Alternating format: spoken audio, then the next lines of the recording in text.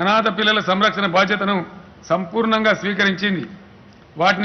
వారిని స్టేట్ చిల్డ్రన్గా పేర్కొంటూ ఉన్నతమైన ఉదాత్తమైన పద్ధతిలో ఆర్ఫన్ పాలసీ రూపొందించింది. ఇకపై అనాథ పిల్లలను రాష్ట్ర ప్రభుత్వమే హక్కున చేర్చుకుంటుంది.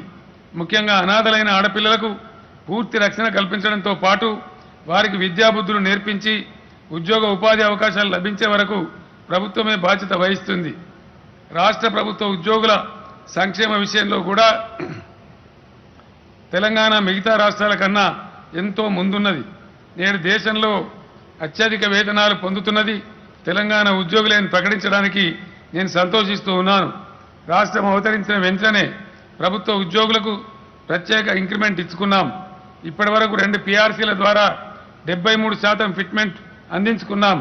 కరోనా విజృంభణ ఆర్థిక వ్యవస్థ మీద తీవ్ర ప్రభావం చూపించిన తరుణంలోనూ ఉద్యోగులకు మెరుగైన ఫిట్మెంట్నే అందించిన ఘనత తెలంగాణ రాష్ట్ర ప్రభుత్వానిదే.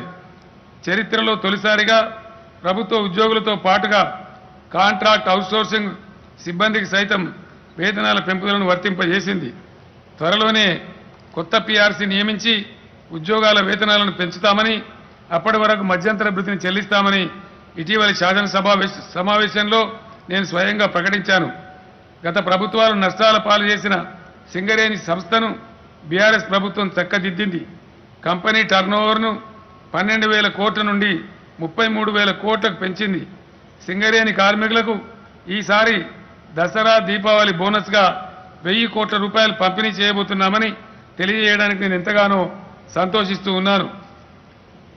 నీరటి, మస్కూరి, లష్కర్ వంటి కాలం చెల్లిన పేర్లతో పిలువబడుతూ ఫ్యూడల్ వ్యవస్థకు అవశేషంగా మిగిలిన వీఆర్ఏలకు ప్రభుత్వ ఉద్యోగులుగా ప్రతిపత్తిని కల్పించింది తెలంగాణ ప్రభుత్వం. వీరి సేవలను క్రమబద్ధీకరిస్తూ పే స్కేల్ అమలు చేస్తుంది. వీరందరికీ విద్యార్హతలను సామర్థ్యాలను బట్టి ప్రభుత్వంలోని వివిధ శాఖల్లో సర్దుబాటు చేసేందుకు ప్రభుత్వం కొత్తగా 14,954 పోస్టులను మంజూరు చేసింది. గ్రామాల అభివృద్ధిలో కీలక పాత్ర పోషిస్తున్న పంచాయతీ కార్యదర్శుల సర్వీసులను కూడా క్రమబద్ధీకరించాలని ప్రభుత్వం నిర్ణయించింది. తెలంగాణ పల్లెలు మరింత గుణాత్మకంగా మార్పు చెంది ప్రజల భాగస్వామ్యంతో మరింత అభివృద్ధి చెందేలా పంచాయతీ కార్యదర్శులు ద్విగుణీకృత ఉత్సాహంతో నిరంతర కృషిని కొనసాగించాలని కోరుతున్నాను. విశ్వనగరంగా దినదినాభివృద్ధి చెందుతున్న హైదరాబాద్ మహానగరంలో ట్రాఫిక్ రద్దీని నివారించి సిగ్నల్ ఫ్రీ సిటీగా మార్చేందుకు తెలంగాణ ప్రభుత్వం 67,149 కోట్ల రూపాయల వ్యయంతో స్ట్రాటజిక్ రోడ్ డెవలప్మెంట్ ప్రోగ్రామును అమలు చేస్తున్నది. SRDP కింద 42 కీలక రహదారులపై ఫ్లైఓవర్లు, అండర్ పాస్లు, ROBల అభివృద్ధి చేపట్టింది. వీటిలో చాలా భాగం పూర్తయి ప్రజలకు అందుబాటులోకి వచ్చాయి. 275 కోట్ల రూపాయలతో 22 లింక్ రోడ్ల నిర్మాణం కూడా ప్రభుత్వం పూర్తి చేసింది. పెరుగుతున్న ప్రజా రవాణా అవసరాలకు అనుగుణంగా హైదరాబాద్ మహానగరం నలువైపులకు మెట్రో రైలు విస్తరించాలని ప్రభుత్వం నిర్ణయించింది. ఇందుకోసం 69,000 కోట్ల రూపాయలకు పైగా వ్యయపరిచి ORR చుట్టూ ఉన్న అన్ని జంక్షన్ల నుంచి హైదరాబాద్ను అనుసంధానం చేస్తూ నేరుగా ఎయిర్పోర్టుకు చేరుకునే విధంగా మెట్రో రైలును విస్తరించాలని ప్రణాళిక రూపొందించింది. వచ్చే 3-4 ఏళ్లలో ఈ నిర్మాణాలు పూర్తి చేయాలనే లక్ష్యంతో నిర్దేశించి కొత్త ప్రతిపాదనలతో హైదరాబాద్లో 415 కిలోమీటర్లకు మెట్రో సౌకర్యం విస్తరిస్తుందని తెలియజేస్తూ ఉన్నాను. పల్లె ప్రగతి, పట్టణ ప్రగతి కార్యక్రమాలతో నేడు తెలంగాణ గ్రామాలు, పట్టణాలు చక్కని మౌలిక వసతులతో, పరిశుభ్రతతో, పచ్చదనంతో అలరారుతున్నాయి. మన గ్రామాలు, పట్టణాలు దేశ స్థాయిలో మన రాష్ట్రానికి కీర్తి ప్రతిష్టలను చేకూర్చి పెడుతున్నాయి. ఇటీవల రాష్ట్రపతి చేతుల మీదుగా 13 జాతీయ అవార్డులు మన స్థానిక సంస్థల ప్రతినిధులు అందుకోవడం మన రాష్ట్రానికి ఎంతో గర్వకారణం. దేశవ్యాప్తంగా చూస్తే గురుకుల విద్యలో తెలంగాణకు సాటి రాగల రాష్ట్రం మరొకటి లేదు. రాష్ట్రంలో నేడు 1000కి పైబడి గురుకుల జూనియర్ కళాశాలలు కొలువుదీరటం బీఆర్ఎస్ ప్రభుత్వం సృష్టించిన నూతన చరిత్ర. భావి భారత పౌరులు బలంగా, ఆరోగ్యంగా ఉండాలనే సంకల్పంతో తెలంగాణ ప్రభుత్వం హాస్టళ్లలోనూ, మధ్యాహ్న భోజన పథకం కింద అన్ని పాఠశాలల్లోనూ విద్యార్థులకు సన్న బియ్యంతో అన్నం పెడుతున్నది. హాస్టల్ విద్యార్థుల డైట్ ఛార్జీలు సొంతం పెంచింది. మన ఊరు మనబడి, మన బస్తీ మనబడి పేరుతో ప్రభుత్వం రాష్ట్రంలోని 26,000కు పైగా పాఠశాలలను సకల సౌకర్యాలతో తీర్చిదిద్దుతున్నది. ప్రభుత్వం తీసుకున్న వివిధ ప్రోత్సాహక చర్యలతో రాష్ట్రంలోని అన్ని విద్యాలయాలు ఉత్తీర్ణతలో మంచి ఫలితాలు సాధిస్తూ ఉన్నాయి. డబ్బు లేని కారణంగా పేద విద్యార్థులెవరూ ఉన్నత విద్యకు దూరం కావద్దనే ఉదాత్త లక్ష్యంతో ప్రభుత్వం 20 లక్షల రూపాయల ఓవర్సీస్ స్కాలర్షిప్ను అందిస్తున్నది. నేడు వేలాది మంది విద్యార్థులు ప్రభుత్వ ఆర్థిక సాయంతో వివిధ దేశాలలో ఉన్నత చదువులు చదువుకోవడం ప్రభుత్వ సంకల్పానికి నిదర్శనం. పరిపాలనను వికేంద్రీకరించి ప్రజలకు చేరువ చేసేందుకు ప్రభుత్వం పాలనా సంస్కరణలు చేపట్టింది. కొత్త జిల్లాలు, రెవెన్యూ డివిజన్లు, మండలాలు, మున్సిపాలిటీలు, కార్పొరేషన్లు ఏర్పాటు చేసింది. అన్ని జిల్లాలలో సకల సౌకర్యాలతో సమీకృత కలెక్టరేట్లు నిర్మించింది. గిరిజనుల చిరకాల వాంఛను నెరవేరుస్తూ తండాలకు, గూడాలకు గ్రామ పంచాయతీ హోదా కల్పించింది. పరిశ్రమలకు అనుమతి మంజూరు ప్రక్రియలో అలసత్వానికి, అవినీతికి అవకాశం లేకుండా తెలంగాణ ప్రభుత్వం తీసుకొచ్చిన టీఎస్ ఐపాస్ చట్టం దేశానికే మార్గదర్శకంగా నిలిచింది. దీనికి తోడు 24 గంటల నిరంతర విద్యుత్తు పారిశ్రామిక రంగంలో నూతనోత్తేజాన్ని నెలకొల్పింది. నేడు తెలంగాణ జాతీయ, అంతర్జాతీయ పెట్టుబడులకు గమ్యస్థానంగా, పరిశ్రమలకు స్వర్గధామంగా మారింది. 2,51,000 కోట్ల పెట్టుబడులతో రాష్ట్రానికి పరిశ్రమలు వచ్చాయి. పారిశ్రామిక రంగంలో గత 9.5 ఏళ్లలో 17,21,000 మందికి ఉపాధి లభించింది. ఐటీ రంగంలోనూ తెలంగాణ మేటిగా నిలుస్తున్నది. తెలంగాణ ఏర్పడే నాటికి రాష్ట్రంలో 3,23,039 మంది ఐటీ ఉద్యోగులు ఉండగా రాష్ట్ర ఆవిర్భావం అనంతరం 6 లక్షలకు పైగా ఉద్యోగాలు సృష్టించబడ్డాయి.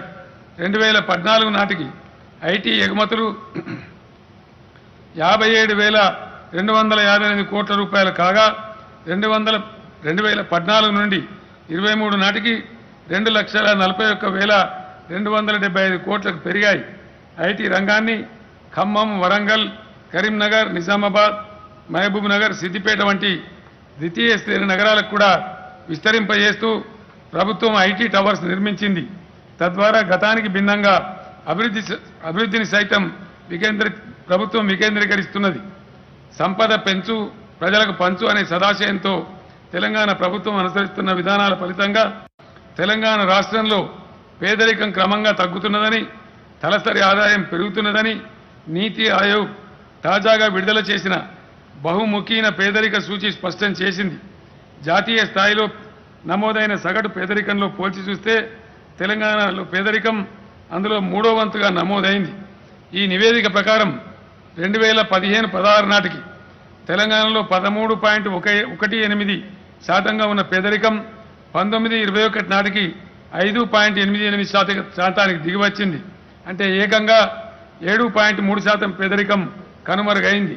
బీఆర్ఎస్ ప్రభుత్వం సమగ్ర సమ్మిళిత సమీకృత అభివృద్ధిని సాధిస్తూ పురోగమిస్తున్నది.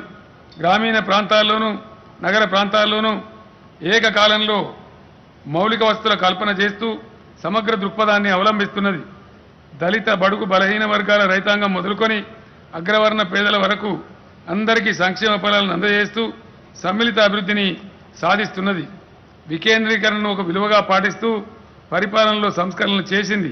అదేవిధంగా పరిశ్రమలను గ్రామీణ ప్రాంతాలకు విస్తరింపజేస్తూ అభివృద్ధిని క్రమంగా వికేంద్రీకరిస్తున్నది. అభివృద్ధికి, సంక్షేమానికి సమ ప్రాధాన్యతనిస్తూ పేద వర్గాలను ఆదుకుంటున్నది.